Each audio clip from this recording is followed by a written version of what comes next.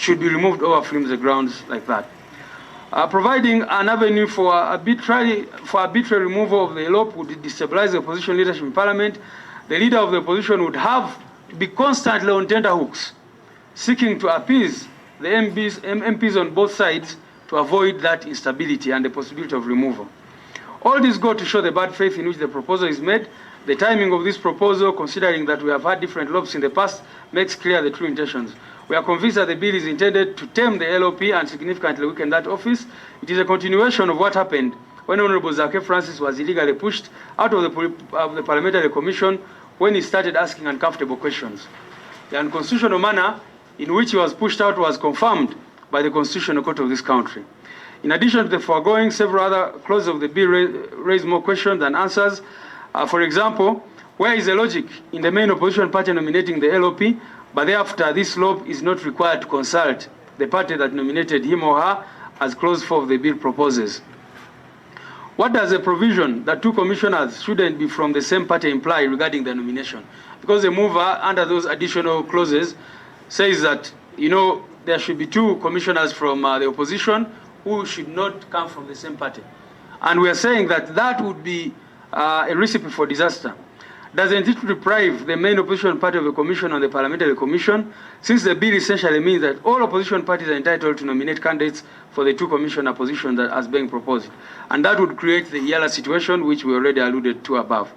Conducting elections among all opposition MPs and gaining broad approval for appointments will require substantial time, resources, and procedural challenges, thereby resulting in frequent deadlocks on key appointments.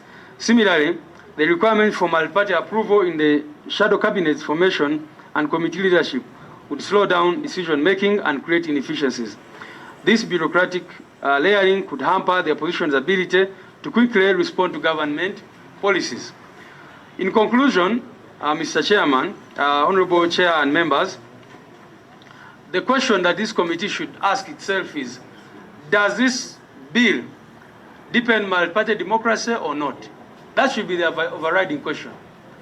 Does this bill, in the view of this committee and in the view of the mover or any other sensible Ugandan, presume that by providing, as he proposes, that would deepen multi-party democracy, or would seek to stifle it?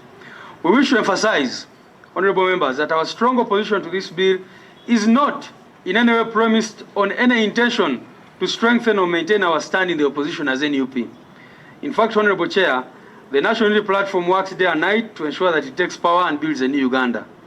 Our opposition to the bill is premised on our firm belief that even if NRM was to be the main opposition party, as we know it will be in opposition sometime, it should not be crippled in its operations by using very bad laws like the present proposal. We invite this committee to reject it in its entirety and ensure that we do not seek to further aid the breakdown of the rule of law. I thank you, Honorable Chair and members. Thank you, Mr. Secretary General. We have been joined by Honorable Santa Alum, woman MP, Oyam District, and UPC Whip.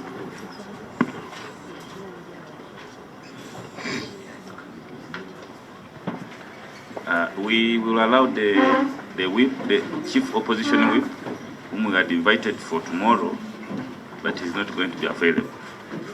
Since he's here, we'll give him opportunity to present, and then we take on all the presentations at a go. Thank you, Mr. Chairman.